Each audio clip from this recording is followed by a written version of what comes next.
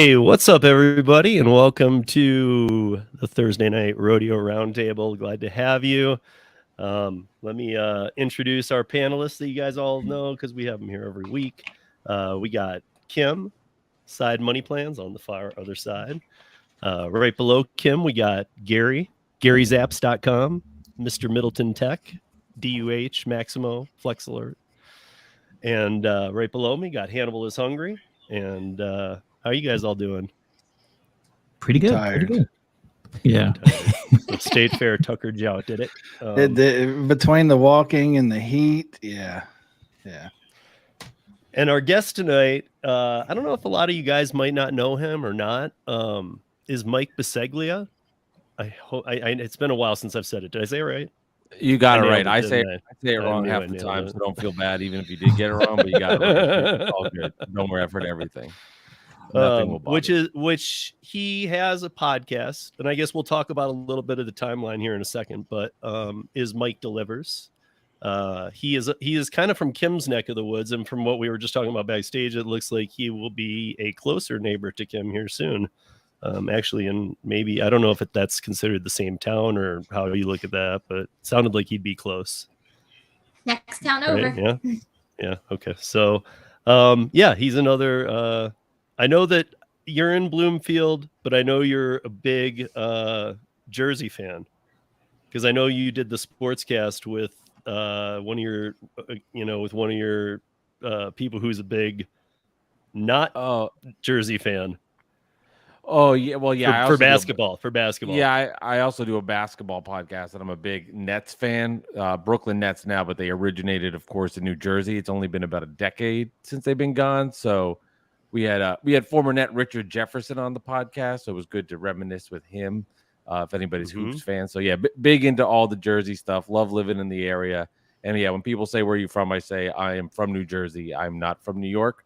Although I did, work there for 9 years and spent a lot of time living and commuting per se into the city, but I am from New Jersey and proud to say it.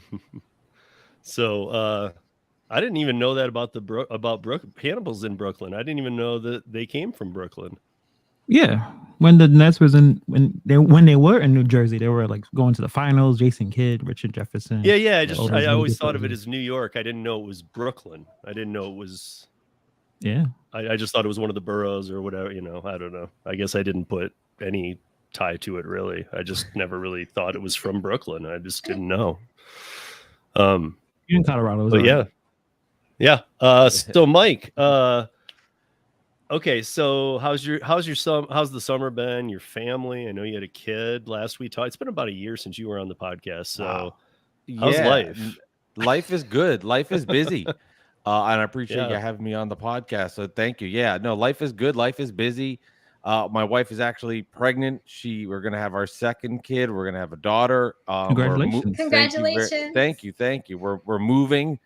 And I work for a podcast network full time. I'm teaching podcasting Wednesday nights at Bergen Community College, which I love doing as well. So keeping busy. I love interacting with other podcasters, other gig economy people that are in the industry and doing it. So I keeping busy, having fun, and looking forward to maybe the temperatures being a little cooler. I'll probably regret saying that, but yeah, no, everything is solid. Yeah, good.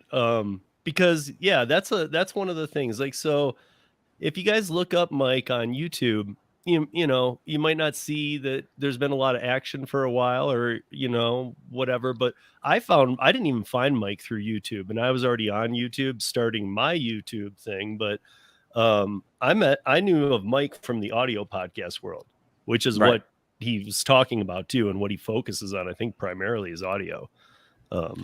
So yeah, I'm big into audio. Big into audio. I've always been. I have a radio background. Worked in sports radio for a minute, and just always believed in podcasting in general as a good medium for people to communicate different ways and get into niche topics that I know people will like. And that's sort of when I started doing Uber Eats on the side. I was producing a morning show, and I was done around 12 o'clock every day in the afternoon. And I got up hella early, was out by 12 o'clock, and I was like, I want a second job. I want to make money. I don't want to have anybody telling me what to do it on my hours, give myself the flexibility. I said, let me become an Uber Eats driver. I love doing that way more than I would say producing sports radio shows. I would say I thought it was a lot more fun. I didn't have to report to anybody. I didn't have to deal with anybody's ego. I didn't have to listen to anybody think they know everything. It was kind of awesome. And I started expressing all these stories about all the crazy, wacky things I saw on the road delivering food. So I said, I've always had a background in love of podcasting. Why don't I do a podcast where I just literally say the stories from the road of delivering food? And that's how Mike Delivers began. Yeah, and when I came on, when I first discovered you, I was really thrown off, and I think we talked about this in the first podcast because I had been doing the audio podcast for Mike had been going on longer, but not much longer, and he had like 3 times or 4 times as many podcasts out as I did. So the first time I had you on, I asked you, "How often do you drop? Because I'm not getting this at all. I've dropped once a week, and you're like in the 200s. I'm at 50." And Yeah, I was you out were of you were control. Yeah, I was doing 2 a week at that time, and then I was reviewing foods of some of the different places that I had picked up from, not trying the food on the deliveries, but then right. reporting back to some of the places I thought were interesting to try to double my content.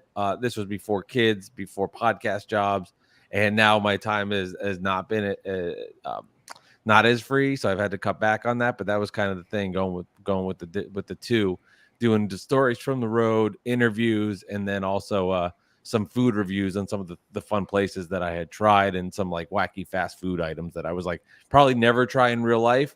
But I was like, man, I just picked up some tilapia from IHOP for somebody at 10:30 in the morning.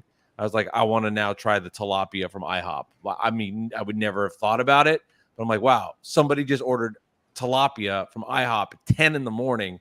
Yeah, I told my wife, I was like, we're going to now, have tilapia for New Year's Eve from IHOP. So get ready for that. It'll be fun.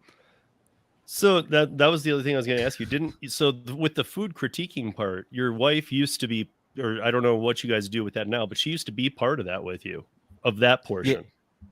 Yeah, she still does that. So her and I will review the foods together. We'll try them, we'll document them. And it's been a fun way for us, I think, in our relationship. We have a great relationship, but sometimes you don't always get to sit down and just talk and chat with each other. And we did that. And it's been a great way for us to try fun things, weird, unique, different foods. And we have a blast doing it. And it's been fun to give insight. We talk about food, but then we also talk about what's going on in our lives. And it's kind of a fun way to do that. And that's kind of how the Mike Delivers concept sort of developed even out further with the twice a week content. Yeah. So yeah, I mean, like I said, the first time Mike was on here a year ago, he had his day job. He and his wife had a new baby. I think it was even a new baby then too. I know you got one on the way, but at the time that was a new baby. Yeah.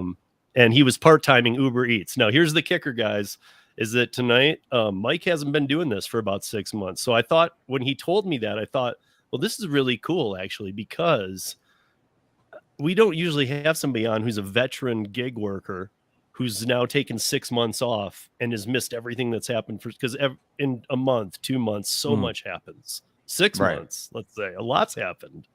Yeah. And so this should be interesting getting your take, because it's not like you did it for a few weeks and then stopped. You did it Right. for a couple of years or a few years. Yeah, I have close to 3,000 deliveries. So, I mean, I've definitely, I started probably a year and a half before the pandemic, worked during the pandemic. So yeah, it's probably 2.5, 3 years total. And I am curious as well, because I know for myself, if I ever were to take like 3 weeks off for whatever reason, and then you come back on and I'm like, I don't know how this app works. What is this? What is this star feature? This means now that my car all of a sudden doesn't need, like, what is going on here? So I imagine like after 6 months of not doing it, I'm sure there's now features where I'm going to be blown away. Yeah, we'll see. We'll see if by the end of this he has any interest in coming back to the gig economy. So I had a lead story. We have a couple things we're going to run through, but I had to change the lead story because you guys, you can no longer joke with Hannibal. It's no joke anymore. This is very real. Hannibal has become a professional cuddler. I'm impressed, man. No. Mike, if you're not familiar, we've been talking about this with Hannibal for a while. He's been threatening to do it or talking about Threatening? doing it. I More don't know how like, to say it. well, listen, I'm always looking for different ways to make money as an independent contractor. So a couple of months ago, I made a video, and that video was more of a joke, or at least, okay, I've was reading and saw some videos of people making good money cuddling, right? Touch therapy, as they say. And I made the video, and then from then on, every time I would go and talk to somebody or check in the comments or be in the chats, live streams, someone would ask me about it. And I kept saying, I'm going to do it. I'm going to do it, guys. Just, like stop asking because I'm going to do it. So if I finally signed up, now it was only a couple of days ago. Nothing has happened yet. So I'm not a cuddler. I haven't cuddled anyone. I just have a profile up. And I actually used the username, or we call it, I guess, screen name of Uber Black. I'm gonna have to change that. I don't know if people will be interested in, like that's the person's name, like Uber Black, but I did put that in there. And I wrote about who I am, a YouTuber, content creator, dog walker, and we'll see. I mean, it's only been up for maybe probably a week. I doubt I'm going to get any hits. Wait, did you do any training? This one in particular, they just let you in. Like I signed up, and this is the kicker as well. We complain about DoorDash and Uber, how much, all this nonsense in terms of what they take from you and blah, blah, blah. So you can pick your rates, but no matter what rate you pick, they take about 40% of your take. Wow. Wow. 40%. So did you ever find out what's defined as cuddling yet? Well, this is the thing. Like the other website, I think it's called cuddlist.com. They actually have a training program and certification program. This one that I signed up for is called Cuddle Companions, and they just let you in. So I don't know how shady that is. There's like, okay, And even I saw it even said certified. Yeah, or verified or whatever. No training. Like, what is? Did you have to go through a background check at least? I think they may have done a background check because I submitted my application, and it took a few days, and it said you're approved. Just jump on in. What? Jump on in, or did they actually use that? They may have said that. So I think the other website is probably more legitimate because there is some level of training. I guess it's online training, but so I'm on. Nothing has happened. And I don't think anything is going to happen. I looked at other profiles and see when the last time they logged in. Some haven't logged in for 6 months. I think if you really want to do that, you would have to go, not necessarily like the dumpling route, but in terms of you're gonna have to go out there and sell and Yourself? bring clients. This is not a. But like you gotta Uber. be a streetwalker for cuddling. You can go on. You can be on the websites, Gary. You don't have to. You have to walk the street. What's the rate? Like what's the kind of money that you can make if you're like really good at cuddling? All right. Well, if you're attractive, you can put. I've seen $100 an hour. They have different rates. You can do up to 6 hours. You do overnight. I've seen some for $1,000.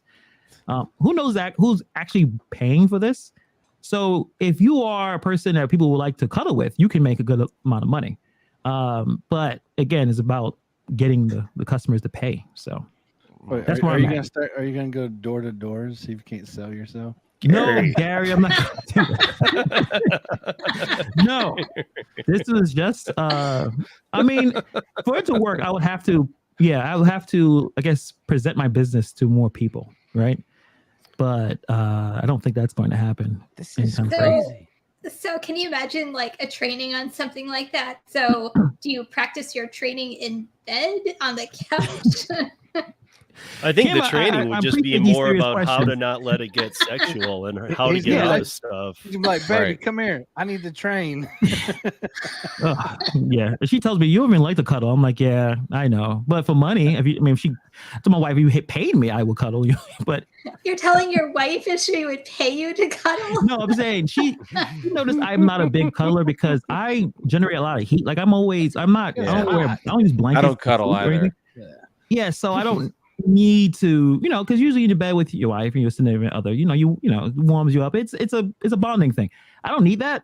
So, but I told her if you gave me $100, I would cuddle, and then she didn't take that. She didn't find it funny. But I put the profile out, and we'll see what happens. If I get a hit, I'll let you guys know. But so far, nothing. You have to text me as soon as it happens. As soon as it You gotta like live stream it too, and just have it set up for 6 hours of cuddling. I don't know if the client will appreciate that, but doesn't matter. I'm a cuddler, so sorry, guys. Just tell them the camera's for everybody's security. That's what you just tell them. Like, don't worry about it. The camera's just for our security. Exactly. Yeah. But like honestly, like, you know, you can get a GoPro on your head and just say it's your dash cam. That is just a dash cam. Just to bring Mike up to speed real quick on this. When he first started talking about it, the first thing that came to my head, and I think I said it and everybody else was thinking the same thing, was like, man, all the business is probably after the cuddle. I bet you so much cash business happens after the cuddle. Yeah. To me, it was like a way of like figuring out if you wanted to like sexually be with somebody. Like better than going to the bar. I'll just have this person come over and hold my hand, cuddle with me, and if I feel like it all. Wouldn't that be an amazing? Actually, I was gonna say, wouldn't it be amazing? Like if, like say, not you because you're married, but like let's say for example, I signed up on this website where I was going to be cuddling, and then one thing led to another. We fell in love, and now we're married, and we met on cuddles.com. Like, that would be insane. That's an adorable story, right? Well, that's a good twist. We met. The only thing, like I said, I'm not going to share Hannibal's link. That's up to him to do on a video or whatever he wants to do. But the one thing I will say that I noticed, because first of all, this is the first time I've ever read a guy's profile. Sure. Sure. Okay. But honestly, the part that grabbed me was kind of near the bottom where it said you had a passport. Oh yeah, so services where I don't know how this works. Apparently, the person who wants a cuddler to travel with them, and they pay all the expenses that it's possible. Now, I'm not going to travel with anyone, but that's one of the options. And you also there's activities like you basically tell everyone. You tell the profile, right? Profile what you are interested in doing. Board games, card playing. It sounds like there's a friend. Like they need a friend. And as well as maybe like, the touch therapy, cuddling and that type of thing. But it's like a companion, but no sex. It says on the profile, no sex. Now that's a side hustle for you. Maybe, I don't know, maybe it's businesses based on people who break up, during that bad breakup time, when you just. Watch out for those exes. Oh, Jackie's in. She's like, I'm free travel. I'm just here. I'm here for the free flight. I don't know this guy. But the day rate that now I know when you're saying that you saw up to 1,000, I know again, I won't give it away, but he underpriced himself, guys. I saw what he priced. I appreciate that, Steve. He's just trying to get his first client, Steve. That's all. Can you raise your prices after like your first week?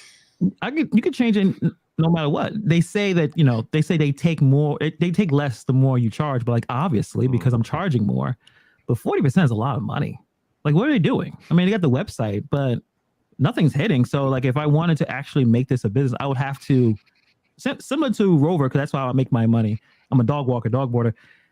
A lot of my clients I meet out, walking dogs. I'm in a dog park. That's how you really generate your business. So again, like what Gary said, I go door to door saying, well, if you're interested in cuddling, I have a cuddling business, and give them my card. Are you going to make business cards for this? Wait, are you going to have to go all in?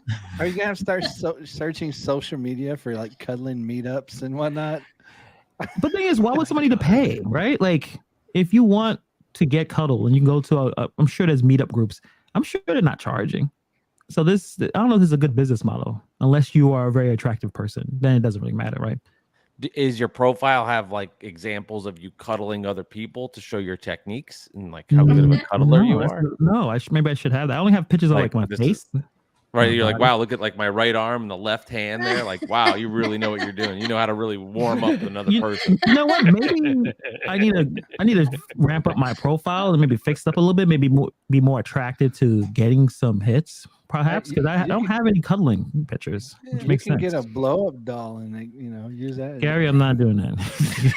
or like hang out. It's a tax write-off. I have to do one more. Are there any hidden tips in this? No hidden tips. I don't think there's no hidden tips.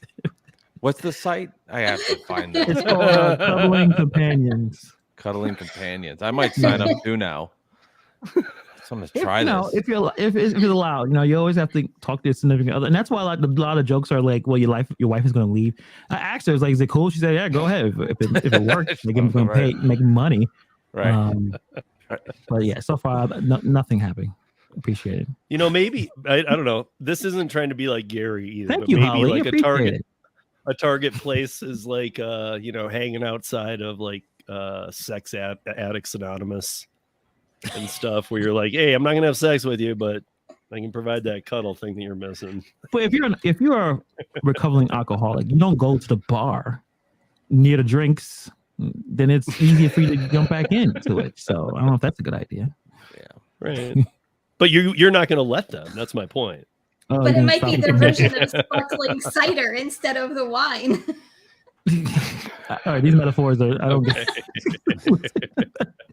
I'm sorry, Mike. Steve wanted to bring this up. I did not. So this Mike is where the gig economy is right now. Wow. Right. Wow. I used Lots to deliver happened in 6 months. To deliver, California rolls. Now there's cuddling. That's just I mean, like you guys, I know you all talked about it before, but this is just code for sex. There's no other way that there's legit people. I mean, legit going over like, hey, it's nice to see you. We're about to watch, the next Hulu show, Murders in the Building. Can you cuddle with me for an hour while we watch? Because I want to see Steve Martin with next. Like, there's no shot, right? Like something else. I mean, come on, no shot. Like, that's Stranger Things nights. Come on over and we can cuddle for 2 hours. These are longer episodes. Like, no way. But I think a lot of these popped up during the pandemic. And maybe there was a lot of people who were touch therapy, because I mean, even the word touch therapy, I had never heard of it. Maybe I had, but I don't think I'd heard of it before the pandemic. And then it was this site or these sites that started using it. And so maybe people were just that lonely. I don't know. Well, there's a video on YouTube. I forgot what it was. I saw it a while ago where it was kind of they had like two people that knew each other. Either it was like a family or like friends or relatives, and they were standing there, and they said hug for 4 minutes, just nonstop hug, just hug and it was like really emotional and it was really nice. Like some people actually cried. Like I guess I don't know if enough people hug each other anymore. I think definitely, like you said, the last 2 years we've been more isolated. Where when you hug, I'm sure you guys have significant others. When you hug your wife, your husband for a while, it's nice, right? I mean, releasing the chemicals, it just makes you feel better. So yeah, there may be people out there who, most are probably looking for sex, but there may be people out there who are actually looking for some level of companionship in terms of just being around another human being. We talk about, Kim, we talk about in terms of like when you deliver food, everything is leave it at the door. Leave it at the door. I don't want to see anybody, like you do that for a while and you become too isolated. I think it damages, your mental health. So I'm just going to say this. Whoever gets Hannibal for cuddling is going to be pissed off. They're like 2 hours, really? 2 hours, nothing in 2 hours. I pay you all this money, and this. Do you get rated?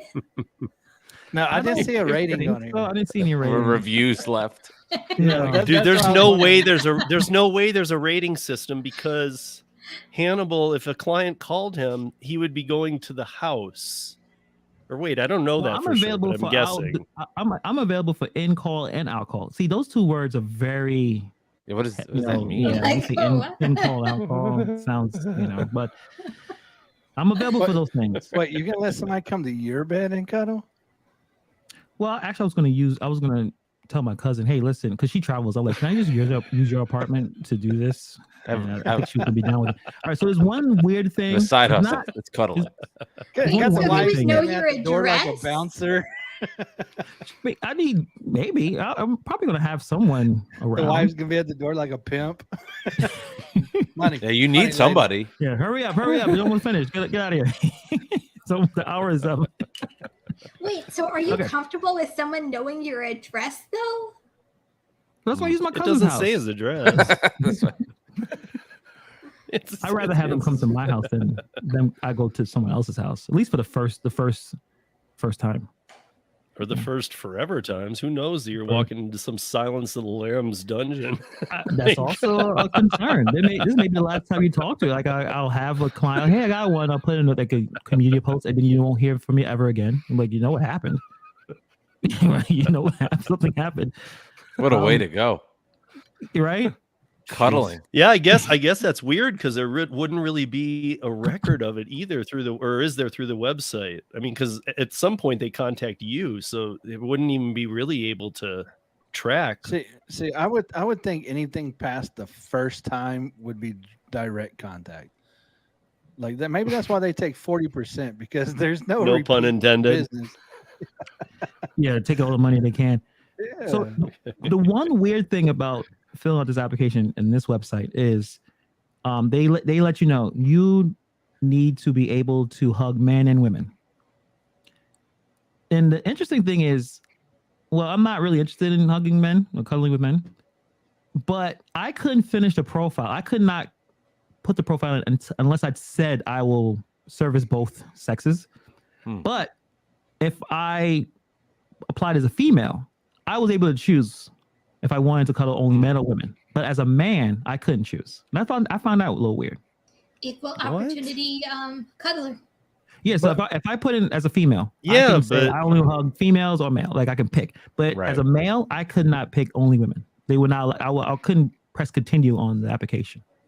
But you do get to pick and choose who you cuddle, though. Yeah, obviously. Yeah, I'm gonna decline.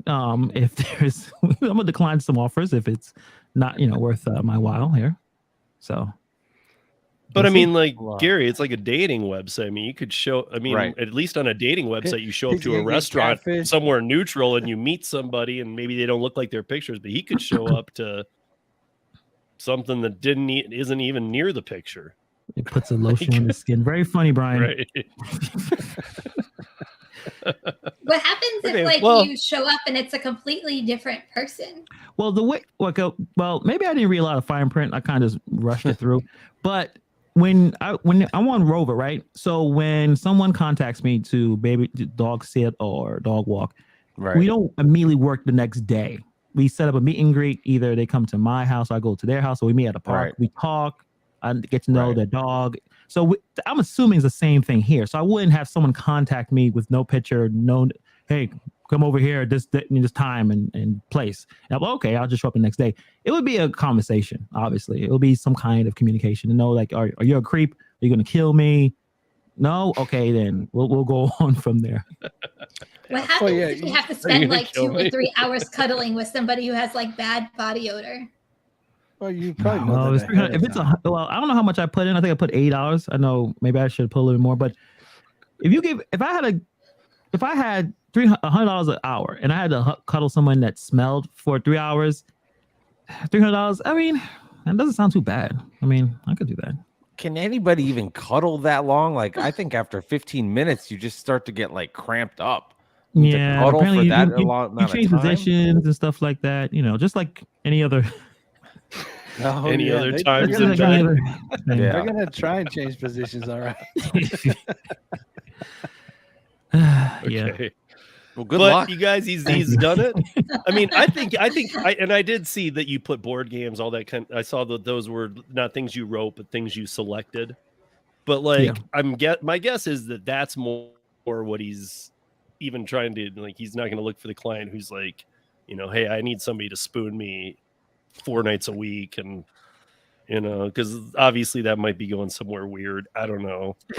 We'll have to see what Hannibal see. does. Hopefully, Well, he'll live through it congratulations, and- Hannibal, because you literally went through with it and you were committed. I have to give it to you. Thank you. Appreciate that. Hopefully, you get the person who's like, "Hey, let's play some Xbox." Oh, that'd be great. I'll play some video games. Yeah, that'd be Be a fantastic. BFF. Yeah. So everybody wish Hannibal some luck, and hopefully we keep seeing him every week so that nothing happens to him. Oh, I'm definitely searching this. I mean, like, this is the first thing I do when I'm going to find your profile. I'm going to see it. Let me know, I'm all right. I might sign up for a cuddle just to make you have to do it. It's gonna happen. I'll give you some. Oh, you better Decline. look out. He's close enough to you to do it. No, I'm serious. Like, let's set something up. Let's get a cuddle going, and let's just see if this thing really works. Yeah, you know what? Let's try it out. We could even do a podcast together while we cuddle. It'll be fun. You know what? That sounds way better than someone I don't know trying to kill me. Are you allowed to sleep on the job? I'm a good Maybe. person. You might want to look at that hourly rate though before you decide that. I know that's true. It's like, sorry, honey, I'm broke. I went to cuddle for 4 hours. I got to make it up. But so I noticed that it was like 10 times your hourly rate was the day rate. So your day rate is like $800. And if you need a passport, if somebody wanted to say, hey, let's go to let's go to France for 2 weeks, you're making bank, dude. What's the chances of that happening? I don't know, Hopefully they man. Well, hopefully they don't I have charge no the idea. card. Hopefully they don't charge the credit card after the cuddle, just in case it gets declined. Well, I'm definitely not traveling. I'll say that. I can't travel out of state right now. No, that point I would But you can wine very and much dine all over the world. and that your wife would be like, no. No, she would not be down for that. No, she'd be like, "Where are you going? No, you're not. You gotta take the boy to school Go to tomorrow." Paris for 2 weeks with this girl. Yeah, with this girl. It's gonna that's not gonna happen. Or just a cuddle for a couple weeks. I just don't see that flying. Okay, but I mean, to each his own, and we know that obviously there's enough trust between them for what he's trying to do in this, and just knowing Hannibal like I do, I think it's more here's my guess, it's for none of us have done it. He wants to see what it's really about, but I think he's doing it more to just like he like with the dogs, it's more like to feel like he's doing something a little more for people. Maybe We'll try. I don't know. Maybe I'm wrong. Try. I mean, well, I know Daphne said your wife is cool with this. So I'll be 38 next week. Yeah, I'll be 38 next week, or the 24th. Nice. So I've been with my wife when I was 18 and she was 17. So about 20 years. Wow. So this wouldn't be something I could probably do if I just met someone or even had a few years in. There's so much trust there, and she kind of gets my sense of humor and gets the fact that I would do something goofy like this. That it would not. She doesn't have those kind of things. Now she would be jealous if I did go to France. So that's the one thing. It's like, you're not going to France. You didn't take me to France. I'm not going to France. You're not going. So that's probably it. It would be like a jealousy of experiences. Like she wouldn't want me to go with her to France. So like stuff like that. Yeah. But in terms of like worrying about any other weird stuff, no. We've been together too long. If he gets something to France, she's gonna sublease his account and go for him. Like, yeah. Okay, well, that's cuddling, guys. Learn about it. But no more, you guys, you can't joke about it anymore because he'll give us feedback now. The joke's gone because it's real. That's what I told him the other day when he texted me. I said, now it's real. Now it's real. So, okay, let's, I don't even know. Everything seems like a downgrade now after that. Should save that for How does last. anybody follow that? I mean, I don't even know. And now we're going to move on to the boring gig talk. Actually, this first story is pretty good, though. So we all knew that those we knew that these Uber trash cans, the delivery vehicles that they've been putting on campus with the little ones, not the mini SUV ones that we saw by Neuro. But the little trash cans to deliver food in LA that have been having problems getting lost in the woods, people kicking them in rivers, all this stuff, taking baseball bats to them. They lead kids into traffic. Well, on what day was it? On let me see this date. So yesterday. So okay, this was yesterday. There was a self-driving food delivery robot that did not take kindly to the yellow caution tape surrounding a crime scene in Los Angeles as it plowed through the area, according to a video shared on Twitter. Okay, so William Good is the owner of Film the Police LA, a watchdog Twitter account documenting police activity in Los Angeles. Good was on the perimeter of a suspected shooting at Hollywood High School at 10 a.m. And he saw a food delivery robot rolling down the sidewalk, approaching the yellow caution tape. And quote here is, "I just saw it coming and I could not believe what I was seeing," Good told Gizmodo.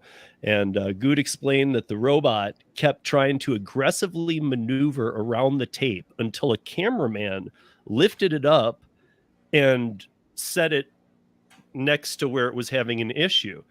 The robot then made its way through the active crime scene at the high school, passing by the Los Angeles Police Department that was all outside, and they did nothing.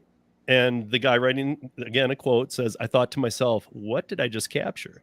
And so now he's saying that, these things have been creepy, this, that, and the other. But basically, this went right by the bomb squad, the police force, the parents of the kids in the school.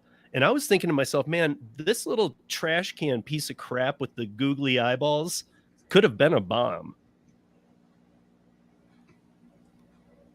I mean, That's for the it. police, I mean, not for the school. I mean, that could have really, I'm just shocked. The SWAT team's on. None of them thought, hey, let's get rid of this Uber trash can. Interesting. Yeah, when you think about it, yeah. I mean, it's not like they would let anything anything else go through there. Nothing. So I'm not even. But they're like, oh, there's a food delivery. Let them go.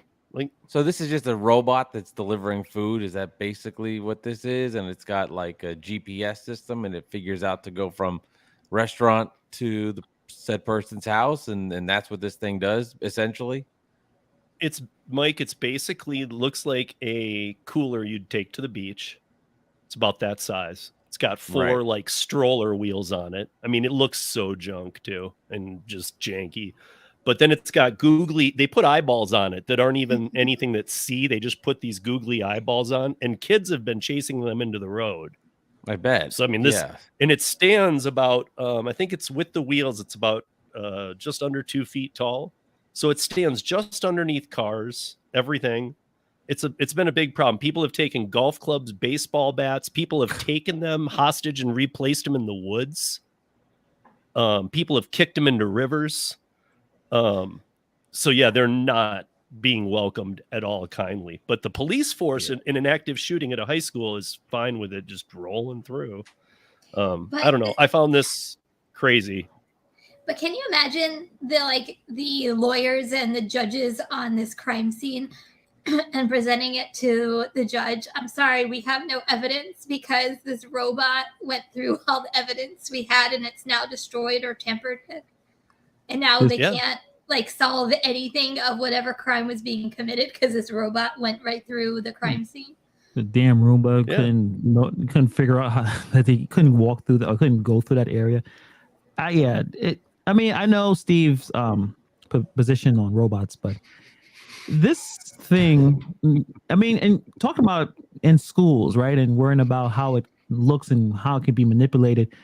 Right now, the only way this thing can work is probably on a campus somewhere where it has more of a control of where to go and how to maneuver. Right. Like it's the idea is being able to be on the street doesn't seem like it's going to work right now. But like you just put this thought in my head, like, yeah, all types of things can be rigged and changed to do terrible things. So as much as I know you hate robots, I'm not necessarily be comfortable if I saw some robot, riding down, New York City, because something could be manipulated to make it seem like, oh, Right. it's just a robot delivering things. So, I don't know.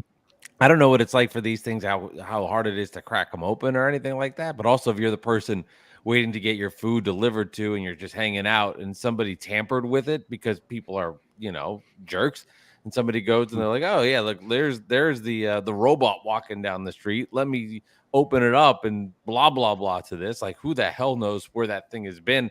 As unreliable as people can be at times, and I know people have horror stories that they've said, like, for the most part, I think people that are going to have the food that are delivering it want to make money, want to make a tip, want to do a good job. I mean, there's no incentive for the robot to do well. So I don't know. The whole thing's, I like that idea. Like Hannibal, you said, like if it's on the campus and it's controlled and it's really in a small certain area. But if you're like a robot and all of a sudden there's traffic and you got to figure out another way to get, I mean, like, just sounds like a mess. Yeah. Steve, So that what these speed? these are the targets, though. Our campuses, you're right. So but Los Angeles isn't a campus. They are free around Los Angeles. Just has them in the streets. They're doing Steve, everything. What Weird. speed do these things go up to? Good question. Trash can speed. I don't know. I don't know. I mean, I would imagine very slow. But what happens And if like people can like just Mike go said, up- how well does it look latched and stuff? It doesn't look latched at all. It looks like But- a cooler. Again, it looks like a cooler. It looks like you just pull it open. But we complain as drivers about people just randomly going into restaurants and taking food. What's Mhm. not to say that some random person should just go into this cooler, steal someone's food, and walk away. And it's the same concept, except now you're just taking it from the robot, not from the shelf. They only Again, go I 4 think miles it's per I think hour. it's like an RF reader that you have to have your phone put it next to the thing to have it opened. But to like the people with golf clubs taking a 9-iron to it, knocking it over, I'm pretty sure they can get it open. And I just I hope these robots though just don't take the cuddling jobs away. Yeah, we shouldn't do that. Yeah, we don't. They're cold. well, you so know, here's an steel. example, you guys, of Neuro also has released these SUVs that will be in Mountain View, California, and in Houston, Texas, that are almost the size of a full SUV, and they will be doing certain areas. But the the trash can robots, they have actually been they have landed a couple colleges, but the largest one, and if you guys know the size of this school, it is a monster, is they landed a contract with Ohio State University to have the food delivered because they don't have any program that works well. Delivery drivers don't want any part of it. College campuses, especially one of that size. So I know that they've launched that and they actually started using them, but those are getting more attacked than the ones in LA. And I can only imagine. Yeah, I mean, like I'm sure some students are ordering it to a place where they know, oh, this curve, he's going to be right near the river. Let's be there and kick it in the water. But not only that, how many drunk college kids are roaming through campus wanting to vandalize something because they're drunk?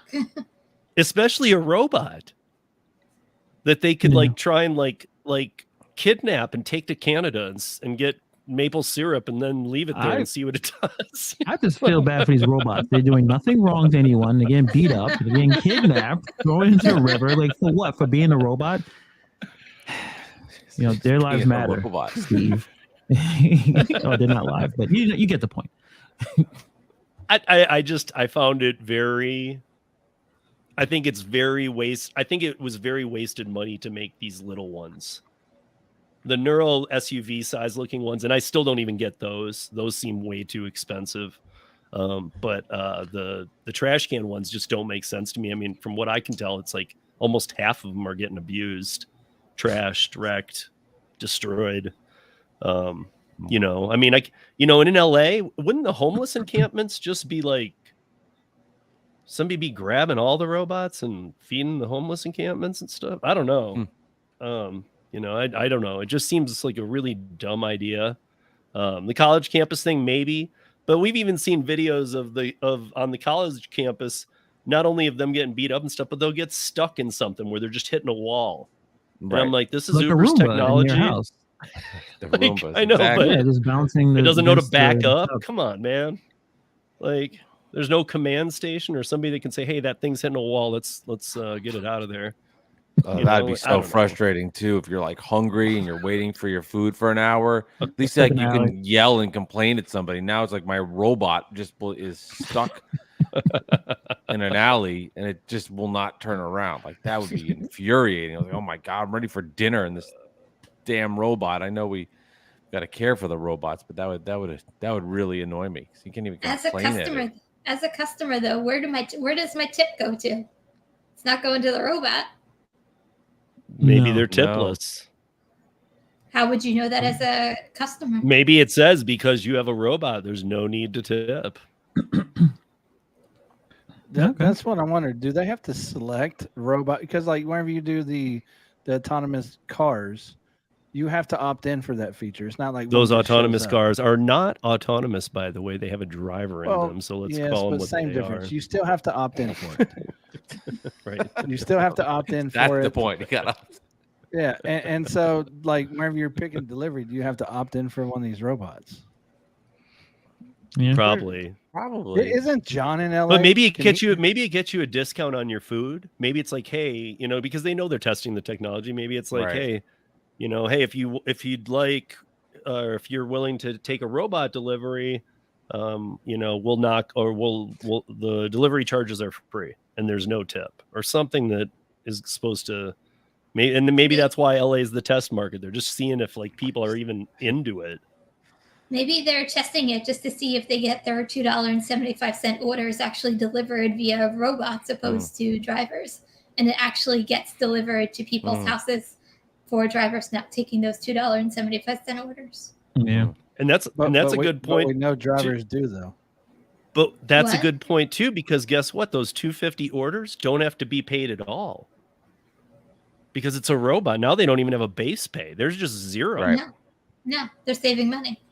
I just keep thinking like of all the delivery drivers and everybody has their profile picture and it's a little bio. And I'm just thinking now, like looking at it's like a trash can. And it's like got a little information about it. Like, hey, my name's Timmy the trash can. And I've done 87 deliveries.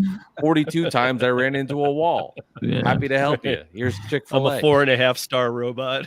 Right. And it's just like, I kind of think of like Oscar the Grouch coming out of a Right. trash can for whatever reason. looks like a nice trash can. It's probably going to be a good delivery. You're right though, Mike. I bet you they do have names. Like Christy Right. the robot will be delivering your food today. Like, really? Christy, how's your day But going? that's what I'm saying. John's in LA. Why can't we get him to use one of these robots for delivery? Yeah, he should. Yeah, I don't know. Yeah. I don't know. John's a little outside of LA too. He's down in the Island Empire area. So I mean, he's not where I think they are. But We need I to don't find know. out. We'll see. Yeah, we'll see about that. But Kim, I got a backup story to your story about New Jersey and the Uber fine, and I wanna let's bring that up a little bit.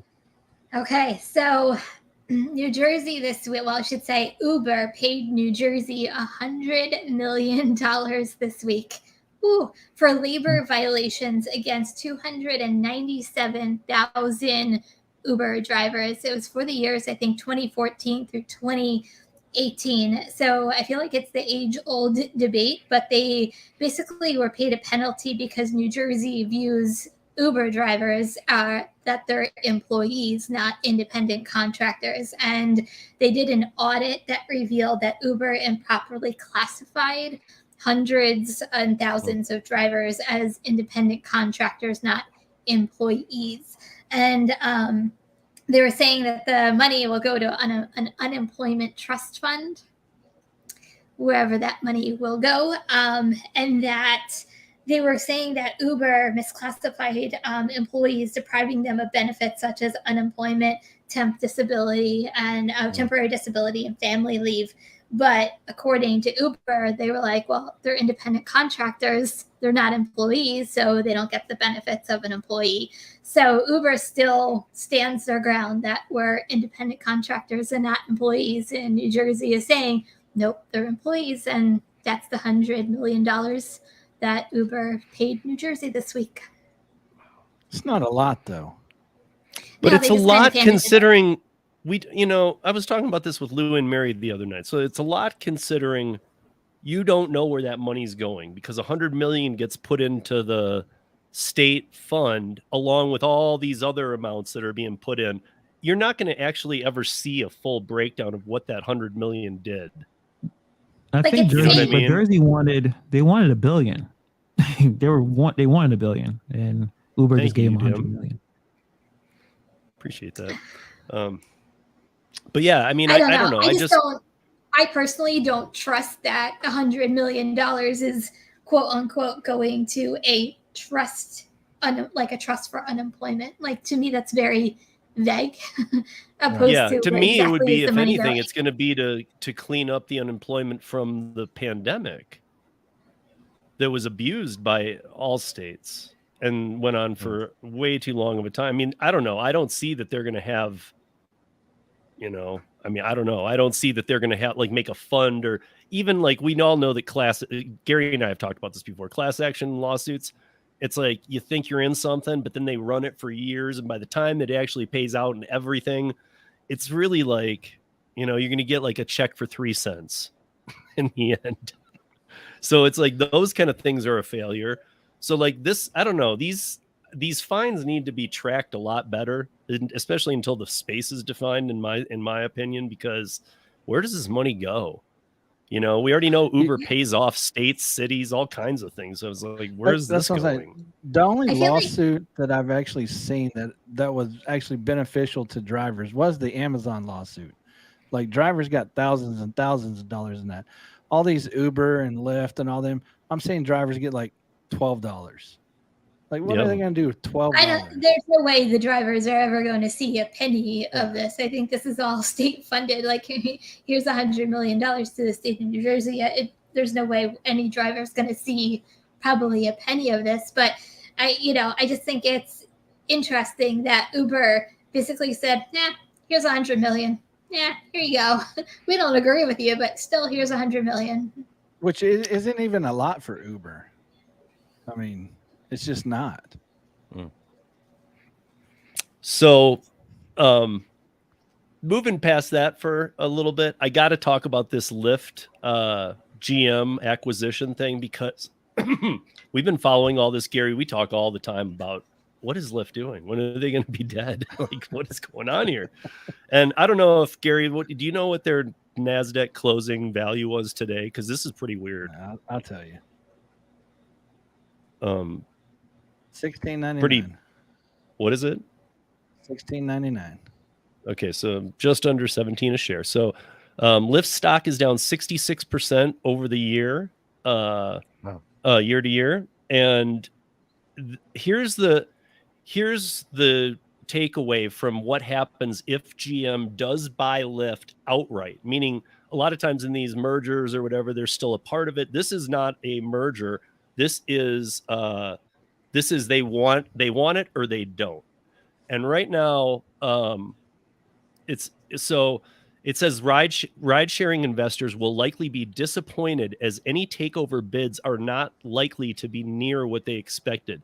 And this is the first time I've heard this term, tangible book value, because I know they've had a ton of trouble establishing what things are worth in these economy, or in these gig spaces that come on with no assets and stuff, but they're a multi-billion-dollar company, but they don't have any employees, they don't have any buildings, they don't have any assets.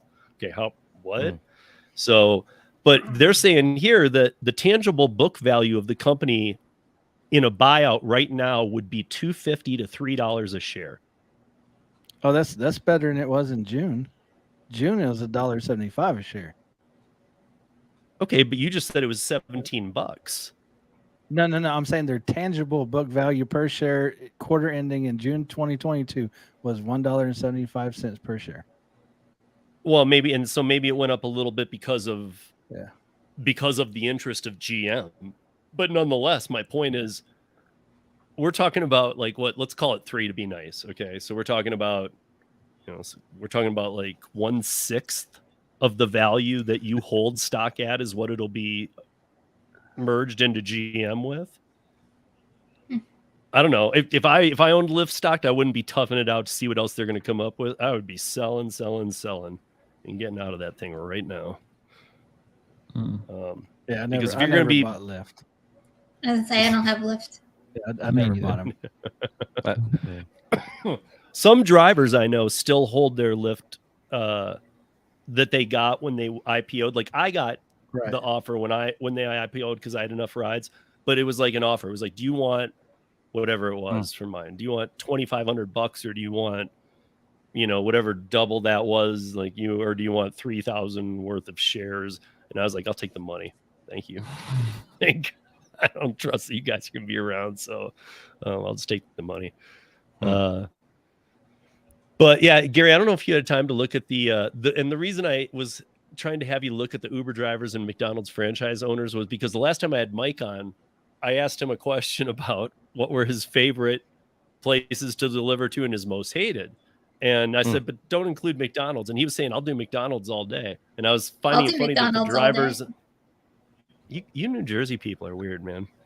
I have an awesome McDonald's. Yeah, First of all, that's what he was saying too. It must be just out where you are.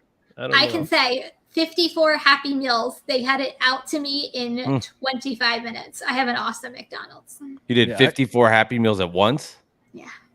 Wow. Now the McDonald's by my house I'll pick up from. They're always quick, but like the ones in the ghetto, no, I don't go to those. They're not good for me at all. Well, I mean, when I was in the thick of it, it just really in pandemic too changed the way the pickups go. But like West Orange, New Jersey McDonald's was excellent. East Orange McDonald's was excellent. Like the Bloomfield one is average. And just knowing the McDonald's and like legit when you do this enough, knowing the staff there, what would work, I found personally, and there's so many McDonald's is everywhere.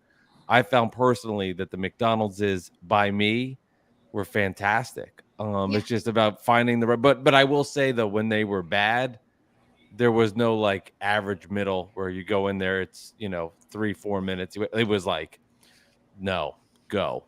I will say that when it goes bad, get the hell out of there.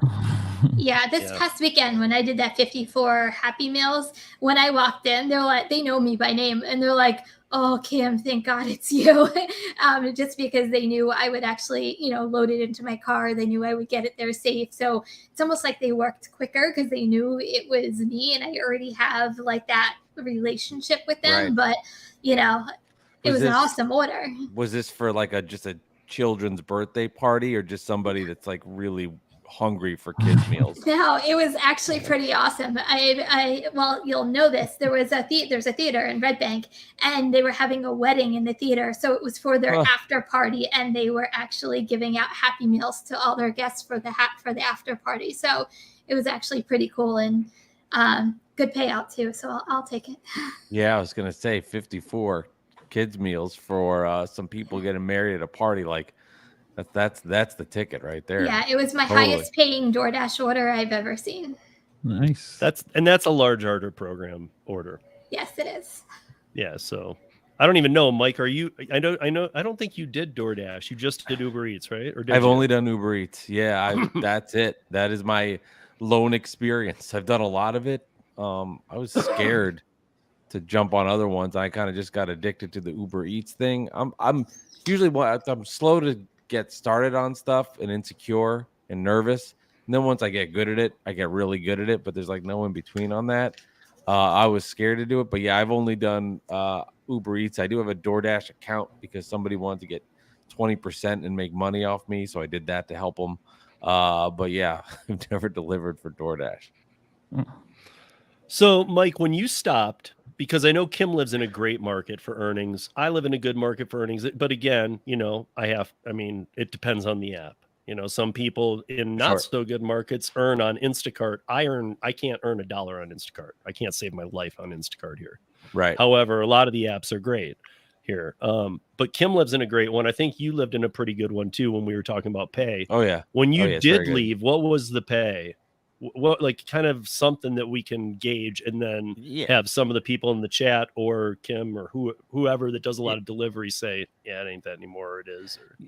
Yeah, no, and of course, I think with everything, like more experienced you are as a delivery driver with Uber Eats and other of the gig economy, the gig work, I think that goes a long way. Like we talked about when we were earlier in this episode and saying about like the 250 orders going to robots. Like I think there's some of that. So once I would consider myself knowing what I was doing, probably around like per hour, probably around $20 per hour from just doing that and figuring out the right rides. And again, mostly like 90% declining everything and then just waiting for those 2 or 3 good ones, 4 good ones throughout the hour. Yeah, you could do it. I mean, I'm probably where I live.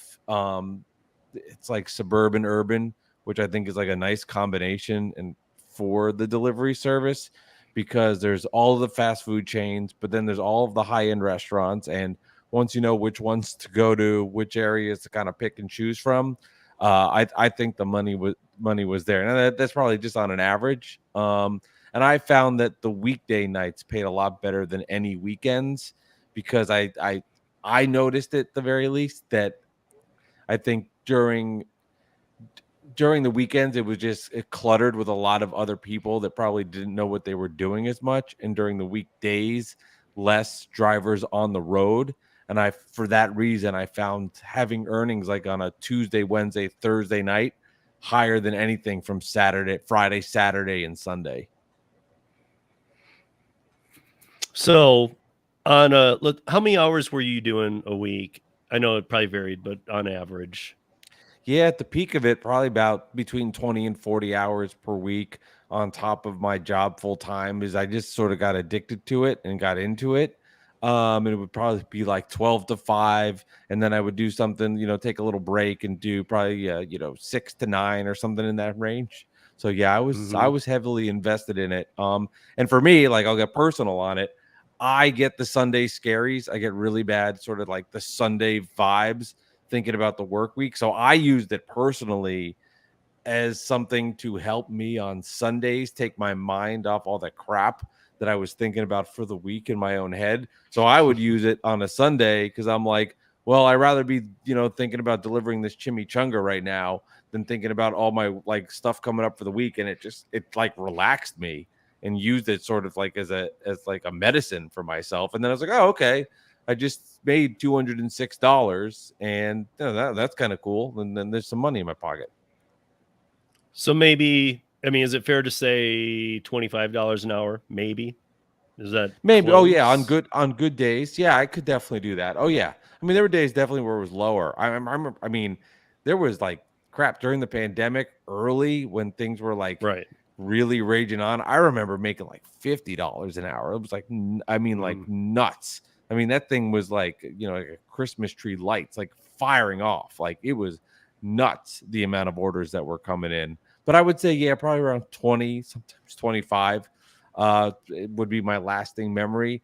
I couldn't, like right now, if I turned it on, I probably would first not understand how the app works. It would take me a minute.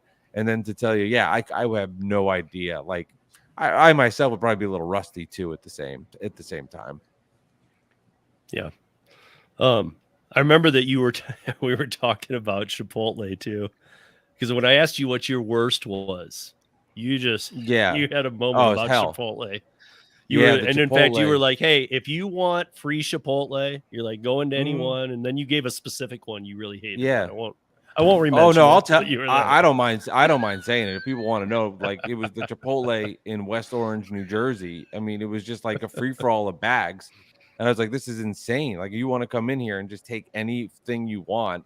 There has to be some sort of, I mean, I understand now, like going on a rack and going to the back and looking, but it was just 40 to 50 bags sitting at a front table with nobody standing there. I'm like, this is ridiculous. People must be taking food left and right. I think, you don't want it to have like super security where it's like, show me your ID, what's your social security number? What was your first pet's name? What's your mom's maiden name? Like, we don't have to do any of that stuff. But at the same time, there's got to be a little something where I'm not coming in and being like, all right, what's for dinner tonight? Oh, it looks like I'm having 2 beef tacos and a chicken taco. Like, there's got to be something to guard against people stealing the food. I even remember Chipotle's you going not- a step further and saying like, and if you have food allergies, no problem. Just go in there and read all the tickets. Chipotle's Feel not great. my favorite. Yeah, Chipotle is not my favorite at all. Especially like the later, I feel like the later in the day it gets, the worse it gets. Like the more backup, like they're already behind on their very first order. Well, they were telling me when I went in there, because they had said, and again, I haven't done this in a minute, so I don't know if it's any different, but they were saying stuff like their system is on a clock that goes different than when the tickets come in. So a ticket would come in and it would get grouped and lumped into a certain 15-minute section. So if you ordered your food at 1:14 or you ordered your food at 1:01, it was still getting lumped in that same time frame. So if you, based on you getting in there, you could be waiting forever because it's all lumped in one area. And I kind of found that out by talking to people. They were like, "Boy, are you at the 1 o'clock ticket or the 1:15 ticket?" Like, I have no idea. I'm just here for some guy I've never met because I got to deliver the food. I have no idea what you're even talking about. So I sort of learned that through the process. And that's where I said, I am like, if I'm going to Chipotle, it's got to be a real bad night. It's got to be a decent order because I know what I'm walking into. Like, I know I'm going to go in there and it's just going to be like the Walking Dead of people waiting for their orders. Yeah, it's so true. I can't tell you how many times, like, I know automatically just to go to the person making the food and say, "Excuse me, can you just tell me what time my order is up?" And then they look at me like, "Why is this lady bothering me?" I'm like, "No, I need to know if I need to cancel this order or not." Right. But then they'll say to you, "Well, what time is your order?" And I'm like, "I don't know. It's a DoorDash order. I just have what time I'm supposed to be here." Right. And then they have to like scroll through their screen and they're like, "Oh yeah, it's gonna be like 15, 20 minutes." And I'm like, "Okay, cancel. Thank you. That's all I needed to know." Yeah, and all you can ask for is honesty too, because I would say I don't mind if you're honest. If you're like, "Hey, this is gonna be 20 minutes," okay, that's fine. I'll cancel the order. The worst is like, "Yeah, it'll be 2 minutes." Then you're reading a novel sitting there. You're like, "Oh, like reading through this book 30 minutes later." Just be honest with me. I can move on. Like, this is not personal, it's business. Right. Somebody else will come and get this order. The food will get there eventually, but I don't need to be sitting here. I'm already, going to my next order. Just even if it's bad, I rather hear bad news than lie to me and have me sit awkwardly and start opening the front door for everybody that's coming in and playing like maitre d for the night. Like, "Oh, is my table ready?" I don't know. I'm the Uber Eats delivery driver picking up for Frank. I'm waiting on his order. I'm sorry, I can't help you. I don't work here. Yeah, my Chipotle setup though is bad. Like, it's so easy to steal from it. Like, they literally have a bookshelf, and you can like literally go into your point and go, okay, that one, and like literally walk out the door. I was watching the one with you and Steve, and you're like, you can just read off the list of what the ingredients are. And go, okay, I want that one.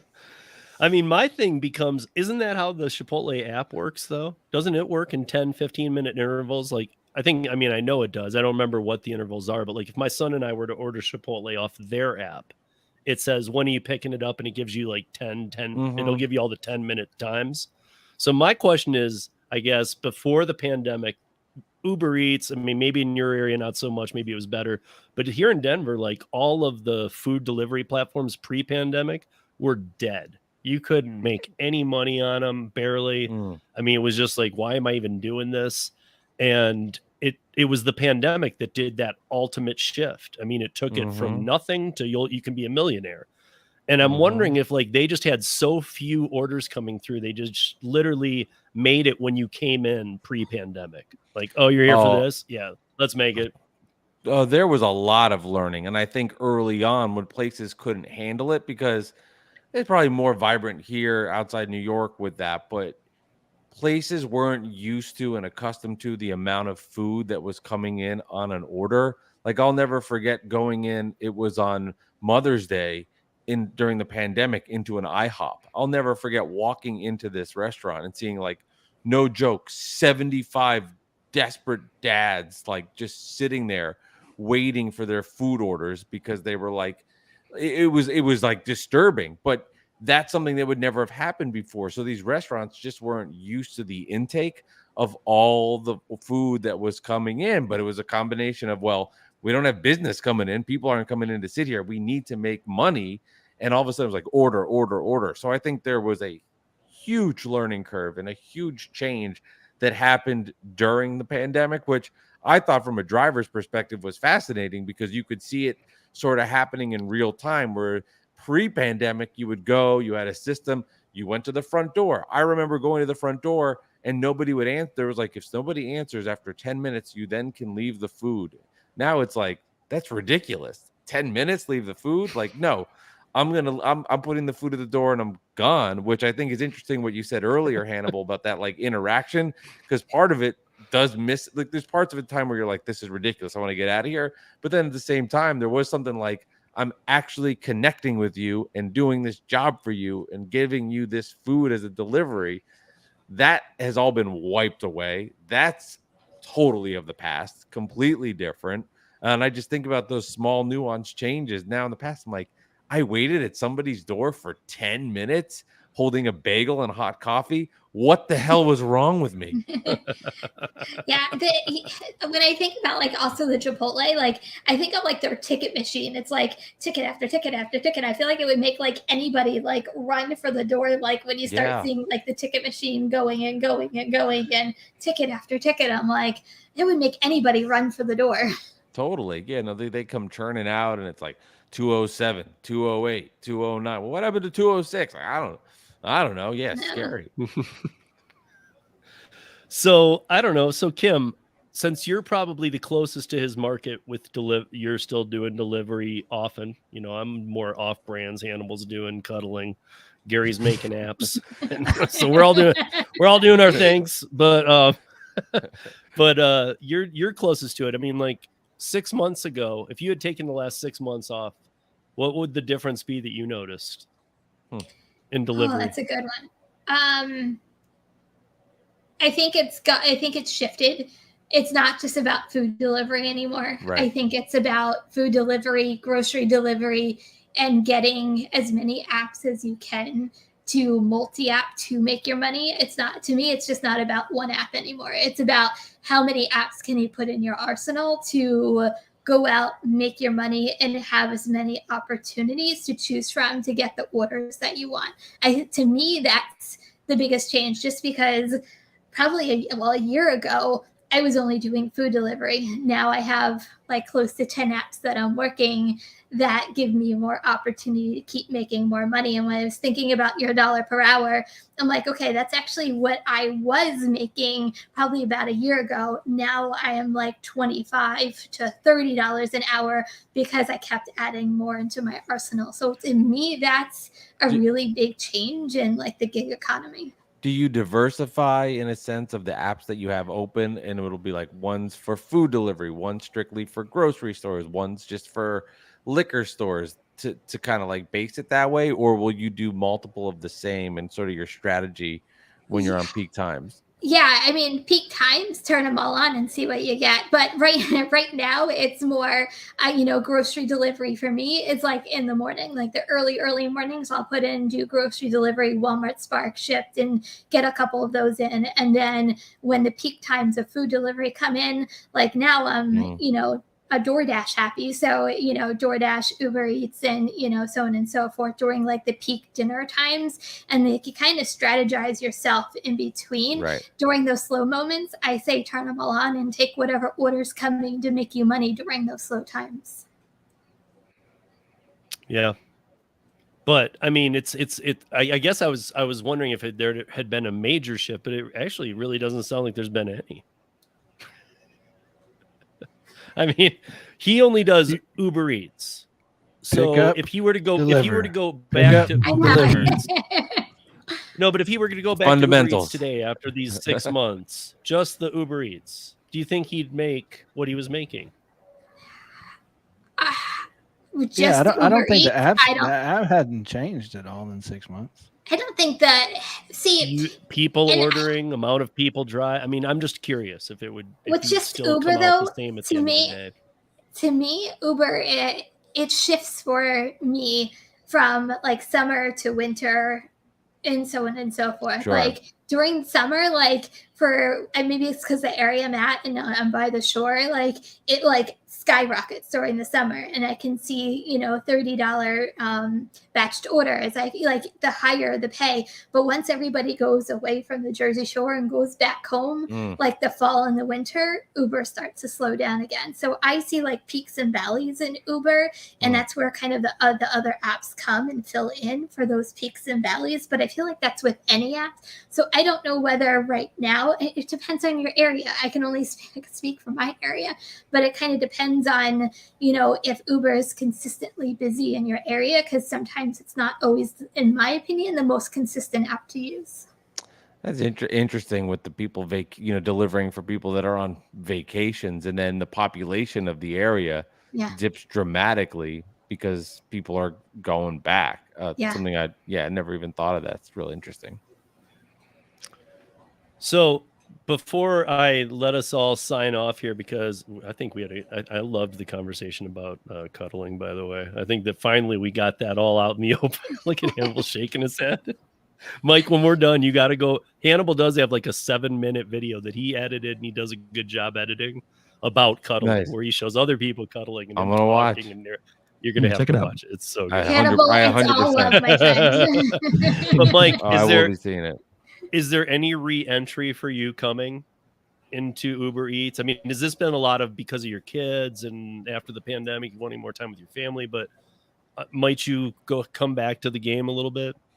I always leave it open. I always think about it. 100% on that opportunity. Yeah, it's just been filling my day with other jobs and being incredibly busy with producing podcasts for people on the side, teaching it on the side. So that's kind of taken its place, where I only have so much bandwidth for myself personally, but I always think about it. I mean, truthfully, like I feel a sense of guilt in a weird way that I don't do it more, because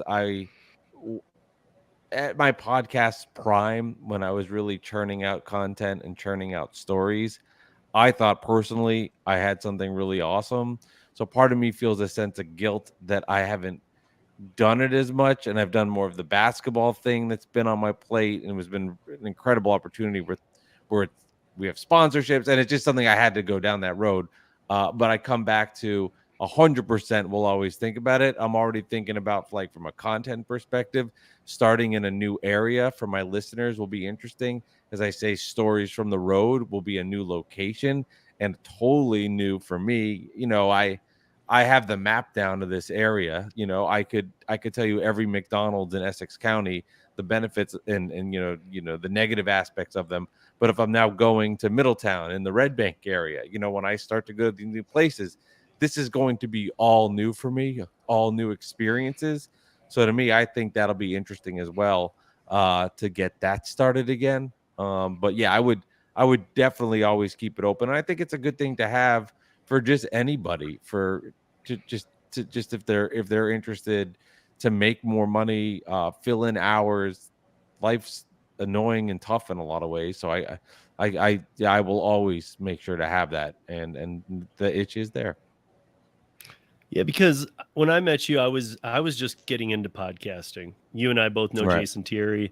He was helping me a little bit, and UberLiftDrivers.com, my website, was doing good. But I actually was listening to yours a lot, because I think you're right, man. Yours was on.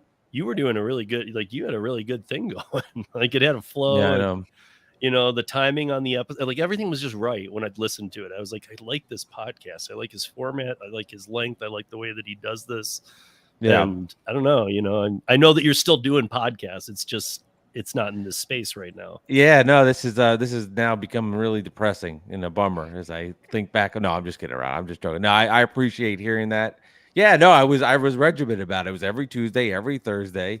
I had different segments. I had a segment on the podcast called "The Places I Peed on the Road," and I just list off all the bathrooms I used in the restaurant that I went to, and I put some funny music underneath it. I mean, that was a segment, right? I was like, this week I peed at we've used McDonald's a lot. I went to the bathroom in West Orange. I went to the Chipotle in East Orange. I went to the Bloomfield Bear Burger, and I just listed the places I had to go to the bathroom, and that was a segment, right? Did And you then I said, review the like, bath? But you didn't review the bathrooms. No, Well, you I'm kinda did. not a sicko. I wouldn't do that.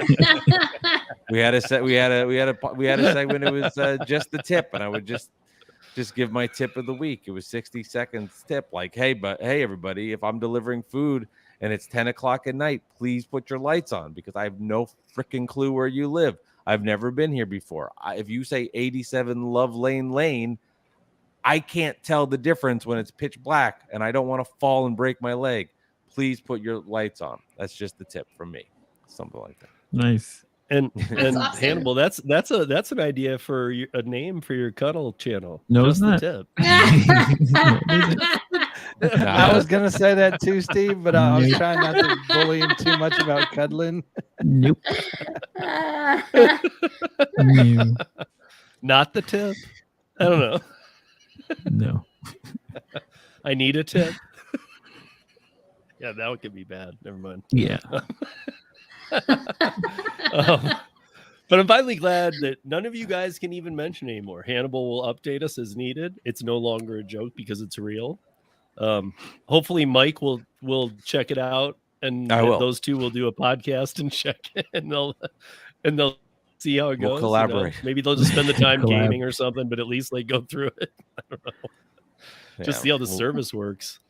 But I'm truly interested to check out the website, check out this 7-minute video.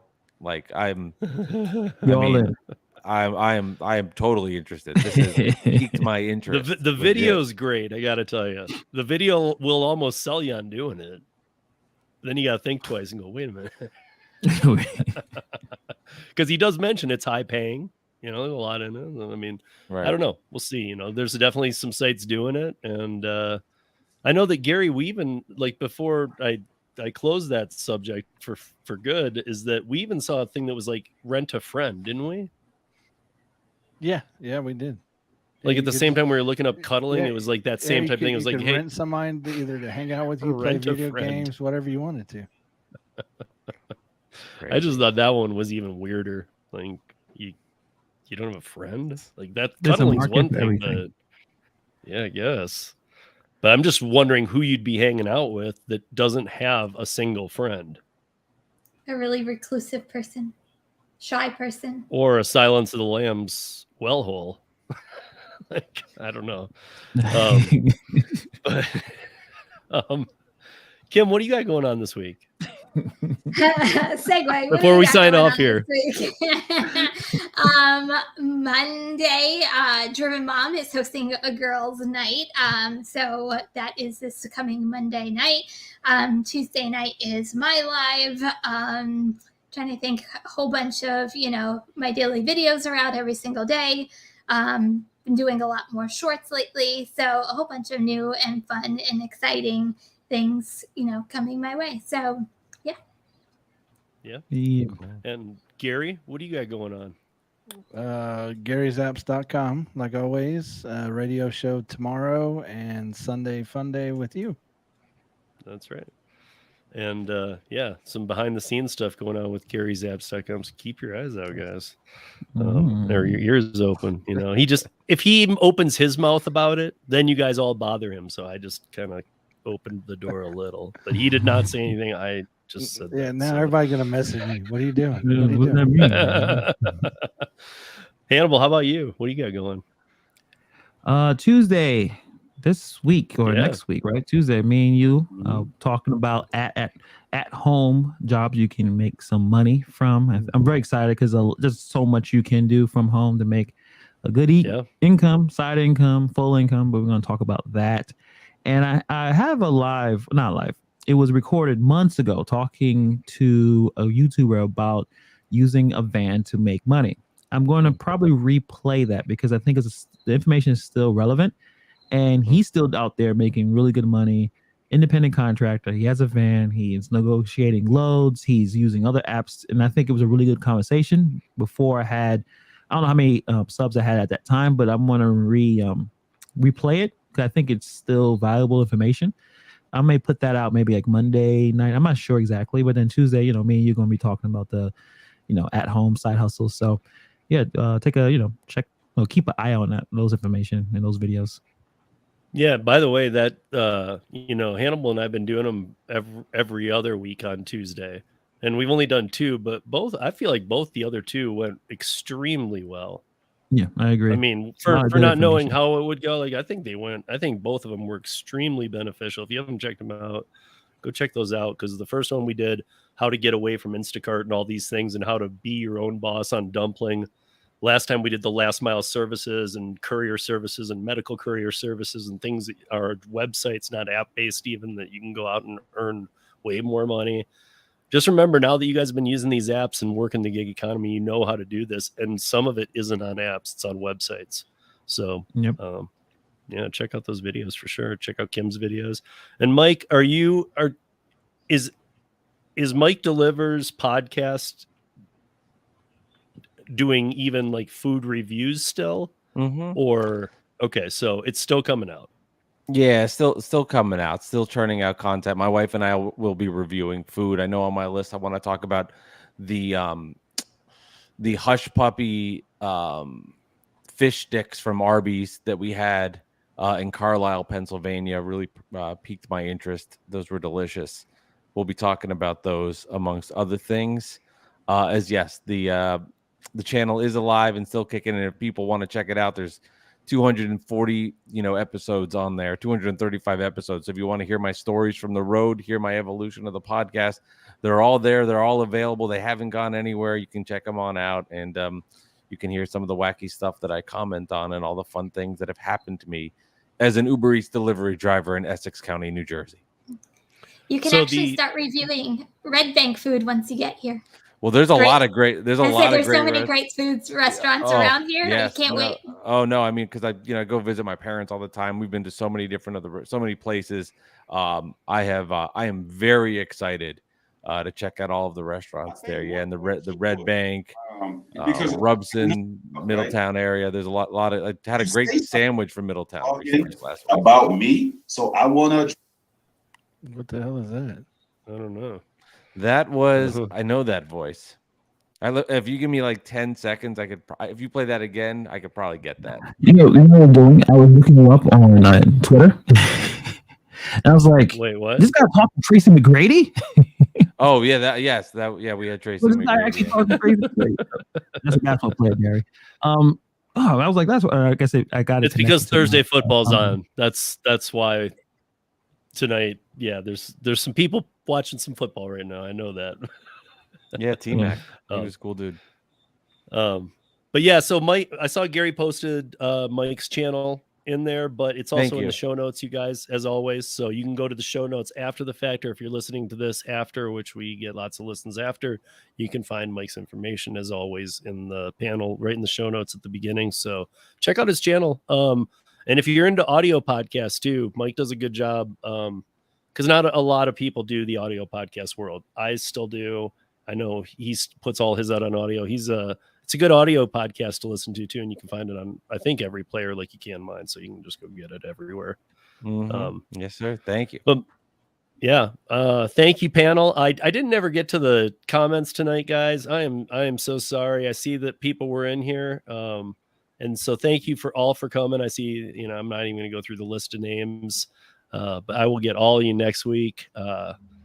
And I want to thank, obviously, our panel that's here every week. And I really want to thank Mike for joining us, because when he told me he wasn't doing it anymore, I still thought, well, this is interesting, I think, because we always are trying to do something different here. And I think that this was fun. I mean, I liked watching Mike's face just when we were talking about cuddling, just to see what he reacted. Yeah, no, thank you for having me on. It was cool getting to know all of you, and I'm looking forward to cuddling with Hannibal once we get connected and finding that site. He's already just a little pro tip. He's following me on Twitter. All right. So this is happening. It's gonna happen.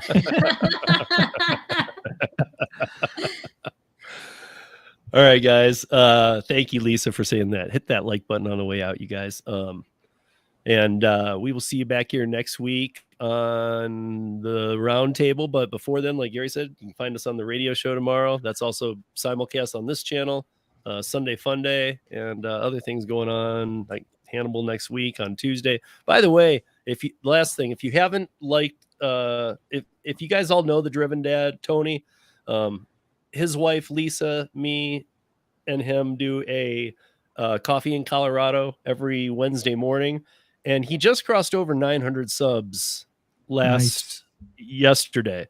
So he's in that home zone of getting to the 1,000. So if you haven't subscribed to Tony yet, please do.